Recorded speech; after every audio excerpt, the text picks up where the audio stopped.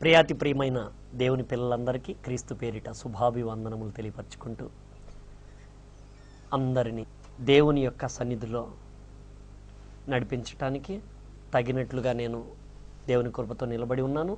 అందరము ప్రార్థన చేసుకుందాం, ఏకీభవించండి. ప్రార్థన చేసుకుని ఈ యొక్క కార్యక్రమాన్ని ప్రారంభించుకుందాం. మహోన్నతుడా, పరిశుద్ధుడా, మహిమతో నిండుకున్న దేవా, మీ యొక్క మహామహిమను మీరు వెదజల్లి లోకానికి మీ మంచితనం ఎంత గొప్పదో, దేవుడు ఎంత మంచివాడో లోకానికి నిరూపించి చెడుతనం అసలు దేవుళ్ళో లేనే లేదని గట్టి సాక్ష్యాన్నిచ్చి మృత్యుంజయుడైన క్రీస్తు ద్వారా మేమందరము మీకు ప్రియమైన కుమారులముగా కుమార్తెలముగా మాలో ప్రతి ఒక్కరము గొప్ప స్థాయిలో మీ కుడి హస్తముగా మేము కార్యక్రమాలు చేయాలని ఎంతో ఆశపడుతూ ఈ సమయంలో ప్రార్థనతో ఏకీభవిస్తున్నాము తండ్రి. ఈ సమయంలో విననై ఉన్న బిడ్డలకు, చెప్పనై ఉన్న నాకు తగినట్లుగా మీ యొక్క కృపా హస్తాన్ని తోడుగా ఉంచి ఈ యొక్క కార్యక్రమం అంతటిలో మీరే మహామహిమను పొంది మాలో ప్రతి ఒక్కరిని మీ యొక్క మహిమతో ఆదరించమని ఈ ప్రార్థన మీ ప్రియ కుమారుడైన మా రక్షకుడును అయిన యేసుక్రీస్తు వారి నామమున మీకు సమర్పించుకొనుచున్నాము తండ్రి. ఆమేన్. ప్రియమైన దేవుని పిల్లలారా, మానవ శరీర నిర్మాణం రెండవ భాగం. మొదటి భాగంలో ఆశ్చర్యకరమైన విషయాలు తెలుసుకున్నారు. ఇందుకు దేవునికి స్తోత్రాలు క్రీస్తు పేరిట చెల్లిస్తున్నాను. రెండవ భాగాన్ని చూస్తున్నారు ఇప్పుడు మీరు. మొదటి భాగంలో ఆశ్చర్యకరమైన విషయాలు తెలుసుకున్నాం కదా. మీరు దృశ్య రూపంలో కూడా చూశారు కదా. దేవుడు మనల్ని ఎలా తయారు చేశాడు? భూమి యొక్క అగాధ స్థలములో నుండి జిగటమన్నుగా ఉన్న మట్టిని తీసి, సలసల కాగుతున్న ఆ మట్టిని తీసి శరీరాన్ని నిర్మించినట్లుగా, ఆ శరీరంలోనే మన అందరినీ ఇమిడిచినట్టుగా, అందరి శరీరాలను ఇమిడిచినట్లుగా మనం తెలుసుకొని ఉన్నాం. నెక్స్ట్ ఇంకో పాయింట్ ఏంటి? అలనాడు అగాధ స్థలములో నుండి జిగటమన్నుగా ఉన్న మట్టిని తీసి, జిగట మన్నును తీసి ఒక శరీరాన్ని తయారు చేసి, ఆ శరీరంలో నుండే ఎముకను మాంసమును తీసి స్త్రీ శరీరాన్ని చేసి వారిద్దరిని కలిపి జంటగా, దంపతులుగా, వారికి అలాంటి పిల్లలే మరలా స్త్రీ పురుషులుగా పుట్టుకురావటము అనే విచిత్రమైన కార్యక్రమాన్ని మొదలుపెట్టి ఈనాటికి పెళ్లి చేసుకున్న దంపతులకు, ఫలించిన దంపతులకు అలాంటి రూపాలతోనే స్త్రీ పురుషులు మళ్ళా బయటికి రావటము విచిత్రము, ఆశ్చర్యము. అలాంటి ఆశ్చర్య కార్యము దావీదు గారు చక్కగా వివరించారు కదండి మనకు. కీర్తన గ్రంథము 139, 15, 16 వచనాలు. నేను రహస్యమందు పుట్టినాడు, భూమి యొక్క అగాధ స్థలంలో విచిత్రంగా నిర్మింపబడిన నాడు నాకు కలిగిన ఎముకలు అన్నీయు నీకు మరుగై ఉండలేదు. అంటే ఇప్పుడు ప్రతి ఒక్కరి ఎముకలు దేవుడు ఆ జిగట మన్నుగా తయారు చేస్తున్న ఆ రోజే ఆలోచించాడండి దేవుడు. అలా ఆలోచించాడు. నెక్స్ట్ ఇంకో పాయింట్ ఏమిటి?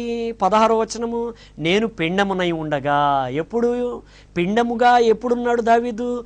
నేను పిండంగా ఎప్పుడున్నాము? తల్లి గర్భంలో. తల్లి గర్భంలో పిండం ఎలా ఏర్పడింది? నేను పిండమునై ఉండగా నీ కన్నులు నన్ను చూచెను. చూసారా? పిండమునై ఉండగా నీ కన్నులు నన్ను చూచెను. అసలు తల్లి గర్భంలోనికి బిడ్డ ఎలా వెళ్తున్నాడు? నేను పుట్టక మునుపు ఎక్కడున్నాను అని ప్రశ్నించుకోండి మీ అందరూ. అమ్మలో ఉన్నాను అని సమాధానం వస్తుంది. అమ్మకు నాన్నకు పెండ్లి కాల ఆ రోజు నేను ఎక్కడున్నాను అని మిమ్మల్ని మీరు ప్రశ్నించుకోండి. సమాధానం దొరకలేదా? దేవుడి దగ్గర ఉన్నానని అనుకుంటున్నారా? అమ్మా నాన్నకు పెండ్లి కానప్పుడు తప్పండి. అమ్మ నాన్నకు పెండ్లి కానప్పుడు నేను మా నాన్నలో ఉన్నాను. అలాగే మీరందరూ, మనమందరం నాన్నలో నుండి అమ్మలోనికి ప్రవేశం. ఎంతమంది ప్రవేశిస్తారో తెలుసా? సుమారుగా శాస్త్రవేత్తల అంచనా ప్రకారము 30 కోట్ల నుంచి 50 కోట్ల వరకు కణాలు బయలుదేరతాయండి. పురుషునిలో నుండి స్త్రీలోనికి, నాన్నలో నుండి అమ్మలోనికి ఎంతమంది ప్రవేశిస్తారంటే సుమారుగా 50 కోట్ల మంది. 50 కోట్ల కణాలు, ప్రతి కణంలో శరీరానికి కావాల్సిన మెటీరియల్ పూర్తిగా ఉంది. అందులోపల ఆత్మగా మనిషి ఉన్నాడు. ఇలా ప్రవేశించిన వెంటనే 50 కోట్ల మందిలో తల్లి గర్భంలోనికి, అండంలోనికి ప్రవేశపెట్టే సమయానికి లోపు 49,99,99,500 కణాలు రాలిపోతాయి ప్రియులారా. తెల్ల రక్త కణాలు చంపేస్తాయి. అందులో ఉన్న ఆత్మలు మరొక లోకానికి వెళ్ళిపోతారు. ఆ తర్వాత మిగిలిన మంది ఎంతమంది? 500 మంది. 500 మంది కణాలుగా ఉన్నారు, సూక్ష్మ కణాలుగా. రన్నింగ్ రేస్, పరిగెడుతున్నప్పుడు ఒక్క కణానికి తల్లి గర్భము, తల్లి అండము లోపలికి ఆకర్షించుకుంది. ఒక్క కణాన్ని. ఆ ఒక్క కణము నేను. ఈ ఒక కణము లోపలికి వెళ్ళిన తర్వాత కోటాను కోట్ల కణాలుగా మళ్ళీ విభజన చెందుతుంది. మనము బాణాల రూపంలో వెళుతూ ఉంటాము. అందుకే చెప్తున్నాడు కీర్తన గ్రంథము 127వ అధ్యాయాన్ని ఒక్కసారి చూడండి. 2వ వచనము. తన ప్రియులు నిద్రించుచుండగా ఆయన వారికి ఇచ్చుచున్నాడు. 127 కీర్తన 2వ వచనము. కీర్తన గ్రంథం 127 అధ్యాయము 2వ వచనము, 2వ భాగంలో మాట. తన ప్రియులు నిద్రించుచుండగా ఆయన వారికి ఇచ్చుచున్నాడు. తండ్రి తల్లిని కలిసినప్పుడు తల్లిలోనికి వెళ్ళిన 50 కోట్ల కణాలు ఒక్కటి మినహా 49,99,999 కణాలు రారిపోయి ఒకే ఒక్క కణం ఏ సమయంలో లోపలికి ప్రవేశిస్తుందో ఎవరికీ తెలియదు. ప్రియమైన దేవుని పిల్లలారా, చెప్తున్నాడు ఇక్కడ. తన ప్రియులు అంటే తన ప్రియమైన స్త్రీ, దేవుని ప్రియమైన స్త్రీ, దేవుని ప్రియమైన పురుషుడు, వీరిద్దరూ నిద్రించుచుండగా దేవుడు వారికి ఇచ్చుచున్నాడు. కుమారులు యెహోవా అనుగ్రహించు స్వాస్థము, గర్భఫలము దేవుడు ఇచ్చు బహుమానమే. యవన కాలమందు పుట్టిన కుమారులు బలవంతుని చేతిలోని బాణముల వంటి వారు. బలవంతుని చేతిలోని లేని అంటే బలవంతుని చేతిలోని బాణముల వంటి వారు. ఇప్పుడు తండ్రిలో నుండి తల్లిలోనికి ప్రవేశించేటప్పుడు మనం ఎలా ఉంటామో, మన గత రూపం తల్లిలో ప్రవేశపెట్టబడినప్పుడు మనం కణంగా ఉన్నప్పుడు ఎలా ఉంటామో ఒక్కసారి దృశ్యాన్ని చూడండి.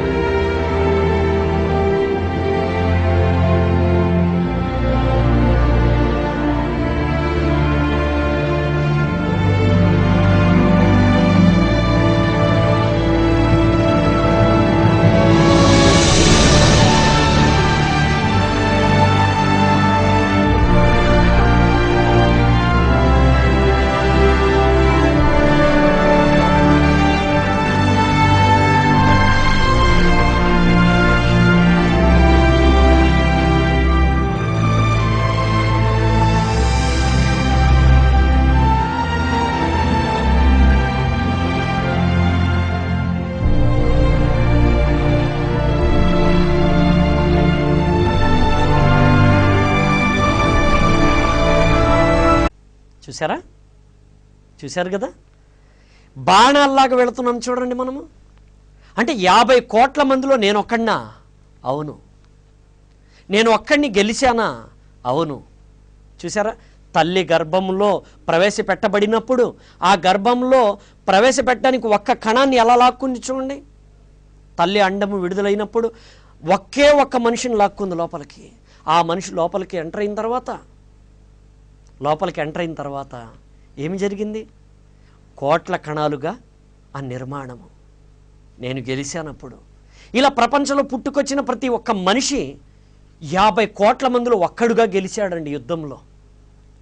గెలిచిన తర్వాత విజయోత్సవంతో బయటకు వచ్చాడండి తల్లి గర్భంలో నుండి 9 మాసాల తర్వాత బయటికి రాగాలని తల్లి తండ్రి తమ అమాయకత్వముతో బిడ్డలకు లోక జ్ఞానాన్ని నేర్పించారు, కానీ దేవుని జ్ఞానాన్ని నేర్పించలేదు.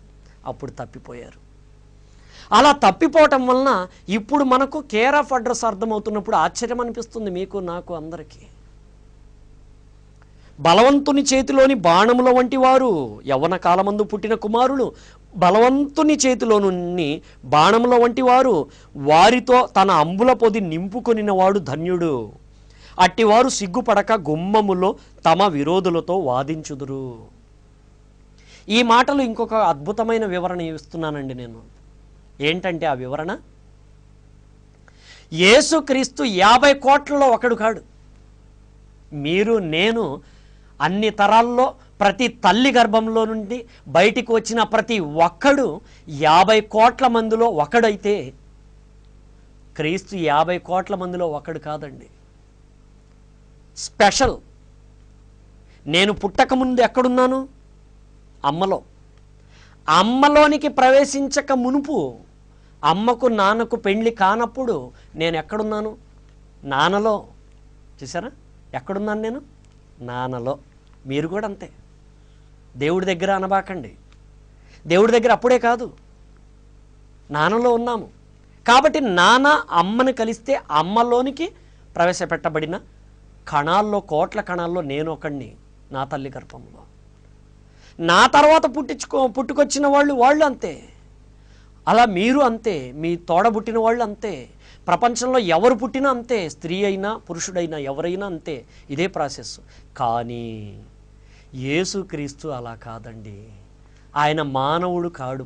ప్రియమైన దేవుని పిల్లలారా, ఆయన మానవ రూపములో మనిషి బలహీనతలను తొలగించి మనిషికి బలాన్ని ఇచ్చిన దేవుని యొక్క బాణమండి యేసుక్రీస్తు. తండ్రి అయిన దేవుడు ఆది శక్తిగా కన్నాడండి. దేవుడు యేసుక్రీస్తుని ఆది శక్తిగా కన్నాడు. ఆదిలో ఆకాశమే పుట్టల, ఇంకా భూమి పుట్టల, పంచభూతాలు ఇంకా కలగలేదు, మనుషులు ఎవ్వరూ లేరు, ఏ శక్తులు లేవు. ఒక్క క్రీస్తు తండ్రి అయిన దేవుని ద్వారా పుట్టాడు. దేవునికి పుట్టాడు. దేవుడు ఆత్మ, క్రీస్తు కూడా ఆత్మే. ఆయనకు వివరించాడు, నాయన ఇదిగో తర్వాత ఇలా చేయబోతున్నాను, అన్నీ నేర్పించేశాడండి యేసుక్రీస్తుకు తండ్రి అయిన దేవుడు. నేర్పించేసి ఆ తర్వాత యేసుక్రీస్తు ద్వారానే అన్నీ సృష్టించాడు. అంతటి గొప్పవాడండి యేసుక్రీస్తు, అంతటి గొప్పవాడు యేసుక్రీస్తు, అంతటి గొప్పవాడు. ప్రియమైన దేవుని పిల్లలారా, మీకు వివరిస్తాను, అనుభవంలో మీకు వివరణ ఇస్తాను నేను. కాదనడానికి వీల్లేని వాక్కును యేసుక్రీస్తు ఇచ్చారండి మనకు. లూకాసు వార్తలో చెప్తున్నారు 21వ అధ్యాయం 15వ వచనంలో, మీ విరోధులందరూ వాదించుటకును ఎదురించుటకును వీలు కాని వాక్కును జ్ఞానమును నేను మీకు అనుగ్రహించుచున్నానని అంటున్నారండి యేసుక్రీస్తు. అంటే ఇప్పుడు యేసుక్రీస్తు ఎవరు? నేనెవరిని అంటే 50 కోట్ల మందిలో ఒకడిని. కానీ యేసుక్రీస్తు అలా కాదు. నేను పుట్టకముందు ఎక్కడున్నాను? అమ్మ గర్భంలో ఉన్నాను. అమ్మ గర్భంలోనికి రాకముందు ఎక్కడున్నాను? నాన్న గర్భంలో ఉన్నాను. నానే పుట్టల. ఆ కాలంలో నేను ఎక్కడున్నాను? తాతలో ఉన్నాము. నేను, నా అన్నదమ్ముళ్ళు, నా అక్క చెల్లెళ్ళు ఎంతమంది అయితే ఉన్నామో మేమందరం, మా నాన్నకు పుట్టిన వాళ్ళమందరము మా నాన్న తోడబుట్టిన వాళ్ళందరూ కలిసి మా తాతలో ఉన్నారండి. మా తాతే పుట్టల, తాత తోడబుట్టినవారు, తాతకు పుట్టిన వారికి పుట్టినవారు అంతా కలిసి ఎక్కడున్నారు? ముత్తాతలో ఉన్నారు ప్రియులారా. అలా ముత్తాతే పుట్టల. నెక్స్ట్ ఇదే సీరియల్ ఇలాగే వెళ్ళిపోండి, వెనక్కి వెళ్ళిపోతే ఒక రోజు వస్తుందండి. ఆ రోజు ఆదాము కాలము. ఆదాము కాలములో ఏమి జరిగింది అంటే, ఇదిగో భూమి యొక్క అగాధ స్థలములో నుండి దేవుడు జిగట మన్నును తీసి ఇదిగో శరీర నిర్మాణం చేశాడు. శరీర నిర్మాణం చేసిన తర్వాత ఏం చేశాడు తెలుసా? ఊదాడండి ఆత్మను, తనలో ఉన్న ఆత్మను పంచాడండి మనిషికి. అలా పంచిన తర్వాత మీరు, నేను, మనమందరము ఆదాములోనికి వచ్చేసామండి. ఆత్మలమే, నేను మీరు మనమందరము. శరీరం లోపలున్న నేను ఒక ఆత్మను, మీరు ఒక ఆత్మ, మీలో ప్రతి ఒక్కరు మనమందరం ఆత్మలము. పరమాత్మ కన్న ఆత్మలమండి మనమందరము. నేను ఈ శరీరంలో ఉన్నాను, నేను ఆత్మను, నేను యజమానుణ్ణి. ఈ 11 లక్షల కోట్ల కణాలతో నిర్మింపబడిన ఈ దేవదూతల సమూహమైన ఈ శరీరాన్ని పరిపాలించే, ఈ ప్రపంచాన్ని పరిపాలించే ఒక యజమానుని నేను. అలాగే మీరు కూడా అంతే. ఇంతటి చరిత్ర ఉందండి మనము తెలుసుకోవాల్సినది. ఇలా స్త్రీ ప్రపంచం, పురుష ప్రపంచము, 2 ప్రపంచాలు విడిపోయినాయి. పురుష ప్రపంచాన్ని దేవుడు మొదటిగా సృష్టిస్తే అందులోంచి స్త్రీ ప్రపంచాన్ని వేరు చేశాడు. ఇలా ఈ 2 ప్రపంచాలని కలిపాడు. కలిపితే మరలా స్త్రీ పురుష ప్రపంచంతో ఇదిగో ఇలాగా ప్రపంచములు, జగమంత కుటుంబము స్త్రీ పురుషులతో నిండిపోయింది. ఇలా నిండిపోవడానికి గల కారణము చరిత్ర ఎలా ఉంది? నేను పుట్టక మునుపు, మీరు పుట్టక మునుపు ఎక్కడున్నాం మనమందరము? అమ్మలోనికి రాకమునుపు నాన్నలో, నాన్నలోనికి రాకమునుపు తాతలో, తాతలోనికి రాకమునుపు ముత్తాతలో. ఆది మానవుడిలో ఉన్నాము. ఆది కాలంలో ఆది మానవుడిలో రాకమునుపు అప్పుడండి నేను దేవుళ్ళో ఉన్నాను, మీరు దేవుళ్ళో ఉన్నారు, మనమందరం దేవునిలో ఉన్నాము, దేవుని గర్భంలో ఉన్నాము. దేవుడు ఆత్మ, మనము ఆత్మలమే. ఆయన ఆత్మగా ఉన్న ఆయన కన్నాడండి. ఎక్కడ కన్నాడు? ఆదాముల్లో కన్నాడండి తన బిడ్డను. బాగా ఆలోచించండి. అంటే ఈ విధముగానండి, ఇదిగో ఈ విధంగా జరిగితే యేసుక్రీస్తు వారు అలా కాదండి పుట్టింది. ఎలా పుట్టాడు? కన్యక గర్భవతి అయితే పుట్టాడండి. కన్యక అంటే పురుషుని ప్రమేయం లేదు. నేను కన్యకకు పుట్టల, మీరు పుట్టల, ఎవరు అలా పుట్టల, ఒక్కడే పుట్టాడు అలా. ఆ ఒక్కడే యేసుక్రీస్తు. 50 కోట్ల మందిలో మీరు నేను ఒక్కొక్క గర్భంలో ఒక్కొక్కళ్ళము. 50 కోట్ల మందిలో ఒకళ్ళమైతే యేసుక్రీస్తు 50 కోట్ల మందిలో కాదు కదా, ఇదిగో వేల కోట్లు, కోట్ల మందిలో కూడా ఒకడు కాడండి. లెక్కకు అందరండి జనము, అంతమంది ఉన్నారండి దేవుడికి జనము, దేవుని జనం. చూసారా? అంటే అబార్షన్ చేసేస్తే మరి మనిషి కనపట్లేదు కదా అనుకుంటున్నారు, కానీ అబార్షన్లో జరుగుతుంది ఏంటి? హత్య. ఆ హత్య జరిగినప్పుడు అందులో ఉన్న మనిషి ఏమైపోతున్నాడు? పరదేశికి చేరిపోతున్నాడు ప్రియులారా. ఇలా చూసుకుంటేనండి యేసుక్రీస్తు మాత్రము మనలాగా తాతల్లో నుంచి తండ్రిలోనికి, తాతలో నుంచి ముత్తాతలోంచి తాతలోనికి, తాతలోంచి తండ్రిలోనికి, తండ్రిలోంచి అమ్మలోనికి, అమ్మలో నుంచి బయటికి వచ్చిన మీరులాగా నేనులాగా రాలేదండి క్రీస్తు.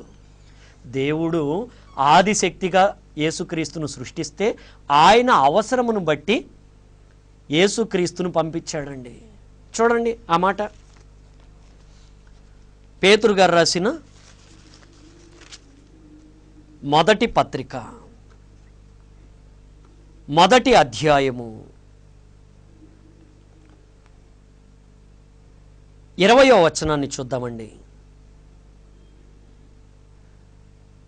ఆయన అంటే క్రీస్తు జగత్తు పునాది వేయబడక మునిపే నియమింపబడెను గాని తన్ను మృతుల్లో నుండి లేపి తనకు మహిమనిచ్చిన దేవుని ఎడల తన ద్వారా విశ్వాసులైన మీ నిమిత్తము కడవరి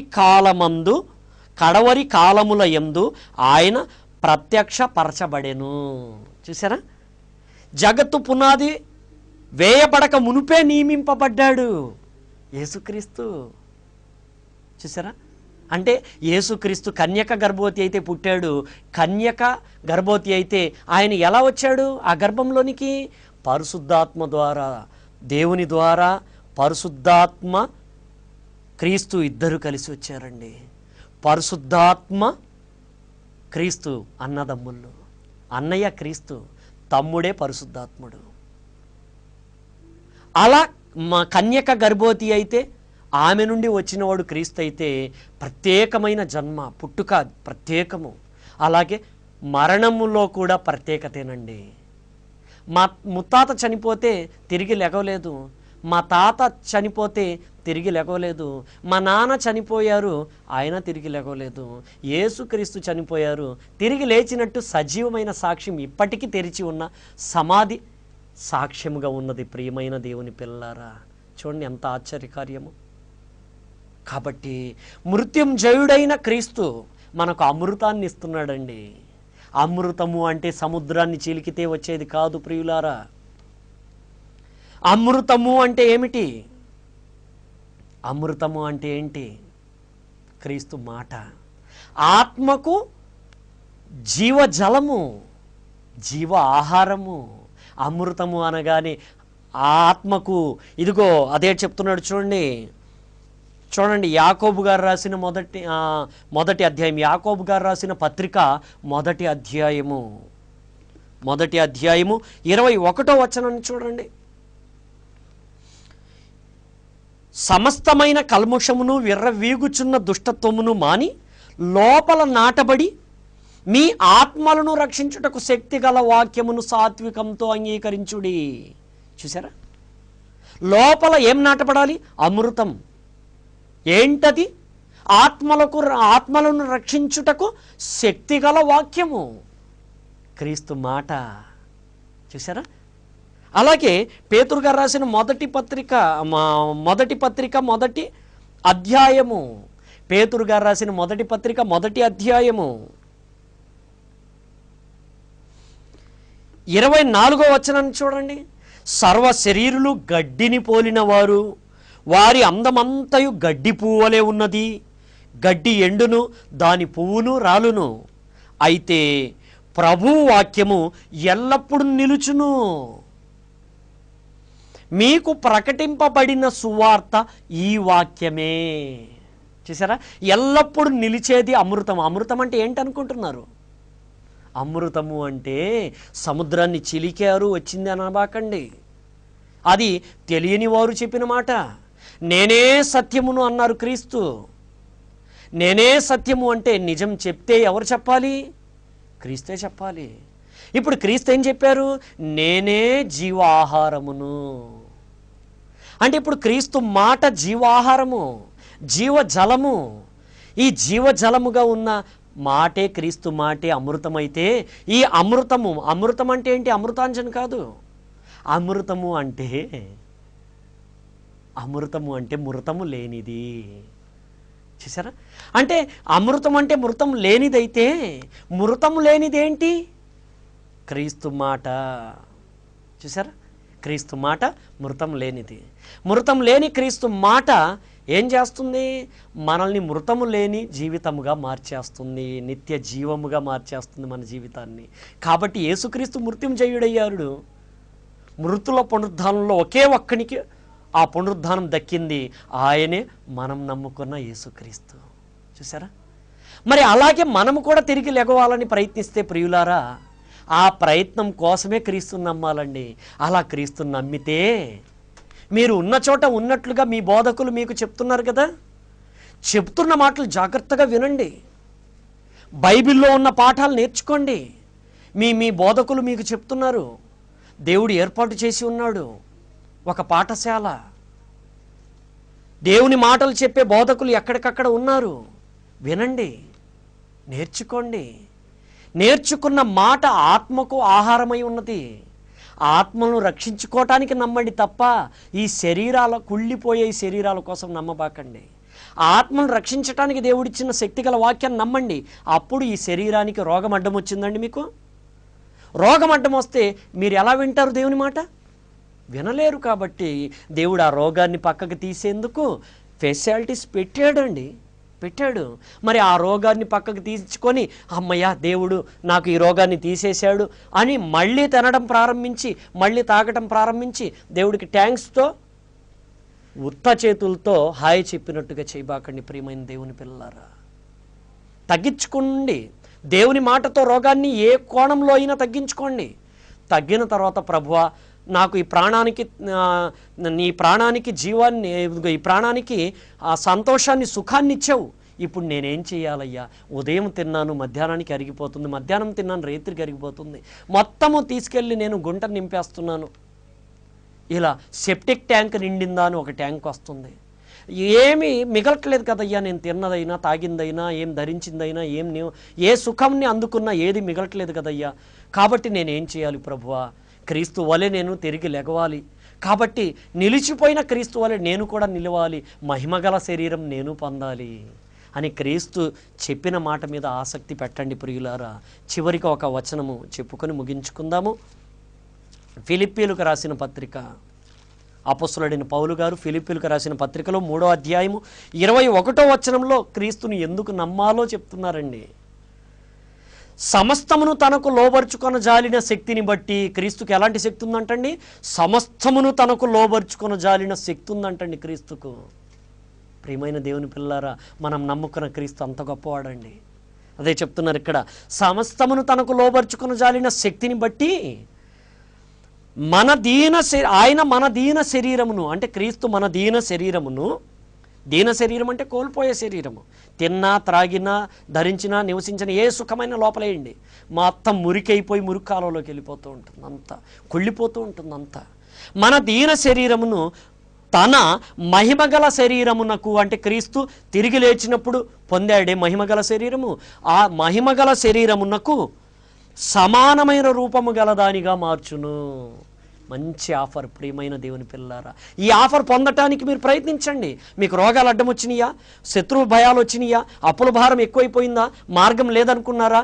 నిరాశతో జారిపోయి ఆత్మహత్యలకి దయచేసి జారిపోవద్దు. దయచేసి ఆశతో బ్రతకటానికి యేసుక్రీస్తే మార్గమని తండ్రి అయిన దేవుడు ఇంత గొప్ప సాక్ష్యాన్ని ఇచ్చి ఉండగా, మనల్ని ఎవరూ ఆదుకోలేదని, మన దగ్గర ధనం లేదని, మన దగ్గర జనం లేరని, మనల్ని ఆదుకునేవారు లేరని, నా దగ్గర తెలివి లేదని నేను దద్దమ్మను అనుకుంటూ మీరు పురుగు మందో లేకపోతే ఊరో లేకపోతే ఇంకోటో ఆత్మహత్యలకి పాల్పడొద్దు దయచేసి.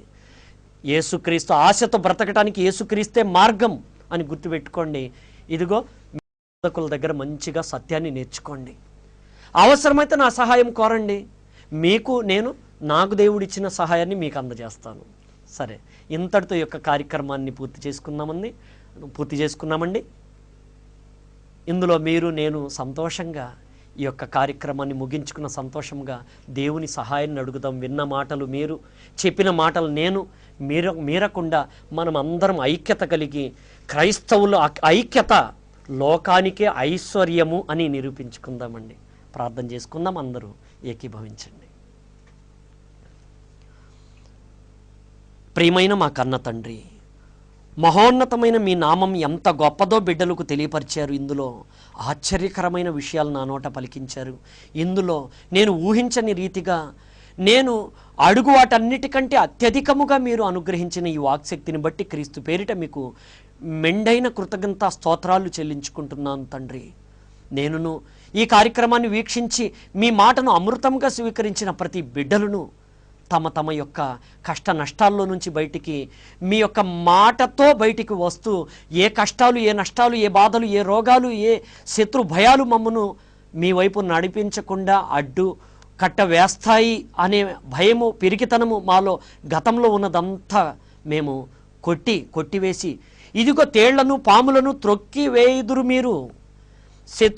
మీ శత్రువు బలం అంతటి మీద ఇదిగో మీకు నేను అధికారం ఇచ్చుచున్నానన్న క్రీస్తు మాటతో మేము విజయభేరి మ్రోగించుకుంటూ, మేము దుష్టత్వాన్ని పగలగొడుతూ, దైవత్వపు లక్షణాలతో మరి అనేక మందిని సంపాదించుకుంటూ మీ కొరకు ప్రభువా నిత్య జీవపు వారసులు అవులాగున నువ్వు మా అందరినీ దీవించమని, తదుపరి కార్యక్రమంలో మేమందరము మీ మాటతో మరలా కలుసుకొని నిమిత్తము మమ్మను మీ యొక్క స్నేహ హస్తంతో ఆకర్షించి, మీ స్నేహ హస్తంతో బంధించి మమ్మను సమృద్ధి మీ దీవెనలతో ముందుకు నడిపించగలరని ఆశిస్తూ ఈ ప్రార్థన మీ ప్రియ కుమారుడైన మా రక్షకుడును అయిన యేసుక్రీస్తు వారి నామమున మీకు సమర్పించుకొనుచున్నాము తండ్రి. ఆమేన్. తండ్రి అయిన దేవుని ప్రేమ, ప్రియ కుమారుడైన యేసుక్రీస్తు వారి కృప, పరిశుద్ధాత్మ దేవుని అన్యోన్య సహవాసము ఈ వాక్యాన్ని స్వీకరించి అలాగే పాటించటానికి సిద్ధపడిన ప్రతి ఒక్కరికి, లోకంలో ఉండు పరిశుద్ధులందరికీ ఇప్పుడును ఎప్పుడునూ ఎల్లప్పుడును తోడు నీడై ఉండి కాచి కాపాడునుగాక.